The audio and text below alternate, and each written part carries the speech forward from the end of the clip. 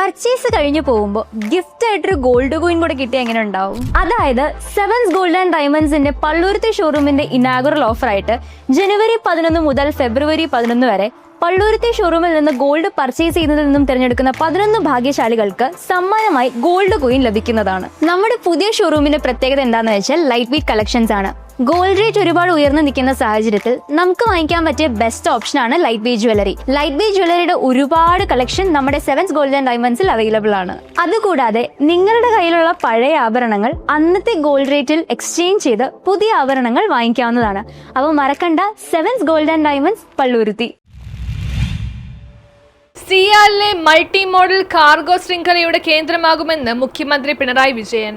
വ്യോമ, road, rail, ജലമാർഗങ്ങൾ സംയോജിപ്പിച്ച് multi modal cargo ശൃംഖല സ്ഥാപിക്കുമെന്നും കൊച്ചി അന്താരാഷ്ട്ര വിമാനത്താവളത്തെ അതിന്റെ കേന്ദ്രമാക്കുമെന്നും മുഖ്യമന്ത്രി Pinarayi Vijayan. Cochin international airport limited cargo വിഭാഗം 25 വർഷം പൂർത്തിയാക്കിയതിന്റെ പശ്ചാത്തലത്തിൽ ഫിക്കിയുമായി ചേർന്ന് സിയാൽ സംഘടിപ്പിച്ച രാജ്യാന്തര കാർഗോ ബിസിനസ് സമ്മിറ്റിന്റെ പ്ലീനറി സെഷൻ ഉദ്ഘാടനം ചെയ്ത് സംസാരിക്കുകയായിരുന്നു അദ്ദേഹം. ഉദ്ഘാടന വേദിയിൽ സ്ഥാപിച്ച് കോക്പിറ്റ് മാതൃകയിൽ ഗിയർ ചലിപ്പിച്ചാണ് മുഖ്യമന്ത്രി ഉദ്ഘാടനം ചെയ്തത്. വിമാനത്താവളം എന്നതിനപ്പുറം കേരളത്തിന്റെ സാമ്പത്തിക വളർച്ചയ്ക്ക് അനുകൂലമായ ബിസിനസ് അന്തരീക്ഷം സൃഷ്ടിക്കാനുള്ള പദ്ധതികളാണ് സിയാൽ നടത്തിവരുന്നതെന്ന് മുഖ്യമന്ത്രി പറഞ്ഞു.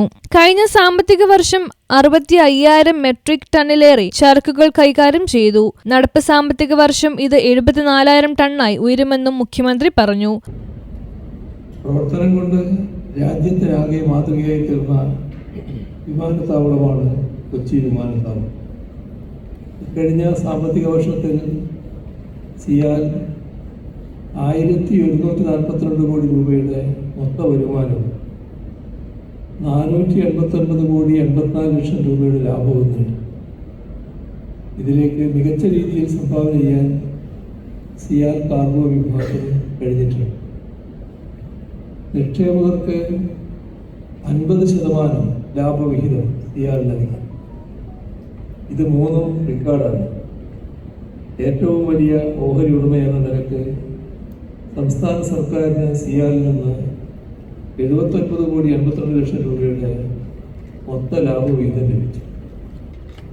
വിമാനത്താവളത്തിൻ്റെ ആധുനികവൽക്കരണത്തിനൊപ്പം സമീപ പ്രദേശങ്ങളിലെ അടിസ്ഥാന സൗകര്യ വികസനം ഉറപ്പാക്കുന്നതിൽ സിയാൽ മുഖ്യ പങ്ക് വഹിക്കുന്നു. 50% ലാഭവിഹിതമാണ് നിക്ഷേപകർക്ക് സിയാൽ നൽകിയത്. പ്രവർത്തനം കൊണ്ട് രാജ്യത്തിനാകെ മാതൃകയാണ് സിയാൽ എന്നും അദ്ദേഹം കൂട്ടിച്ചേർത്തു. 4 പഞ്ചായത്തുകൾക്ക് ഗുണം ലഭിക്കുന്ന തരത്തിൽ 3 പാലങ്ങളുടെ നിർമ്മാണം പുരോഗമിക്കുകയാണ്.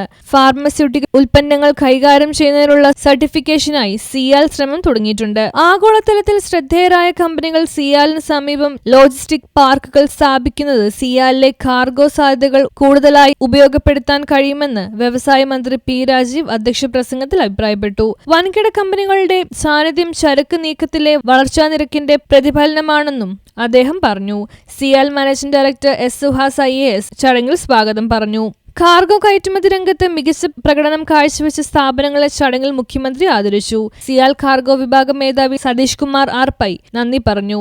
MLA മാരായ Anwar Sadath, Roji M John, Angamaly municipal chairperson Reetha Paul, Nedumbassery panchayat president Jessy George, CIAL director Varghese Jacob, airport director G Manu എന്നിവരും പങ്കെടുത്തു. ഇതോടെ 2 ദിവസമായി സിയാൽ കൺവെൻഷൻ സെന്ററിൽ നടന്നുവന്ന രാജ്യാന്തര കാർഗോ ബിസിനസ് സമ്മിറ്റ് 2026 സമാപിച്ചു.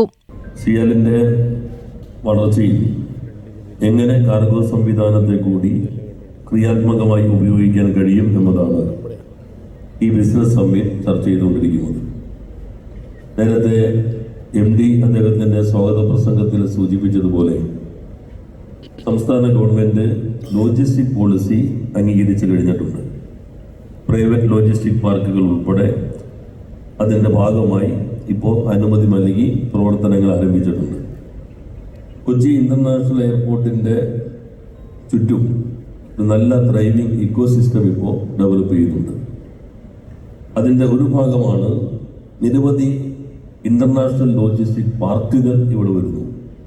ലോകത്തിലെ തന്നെ ഏറ്റവും പ്രധാനപ്പെട്ട ലോജിസ്റ്റിക് സംവിധാനങ്ങളൊന്നായ US-ലെ പെലറ്റോണി അവർ 30 ഏക്കറിലുള്ള പാർക്കാണ് നമ്മുടെ ബിനാനിപുരത്ത് ആരംഭിക്കുമെന്നുള്ള EOE ഒപ്പുവെച്ചിട്ടുണ്ട്. News bureau, Nedumbassery.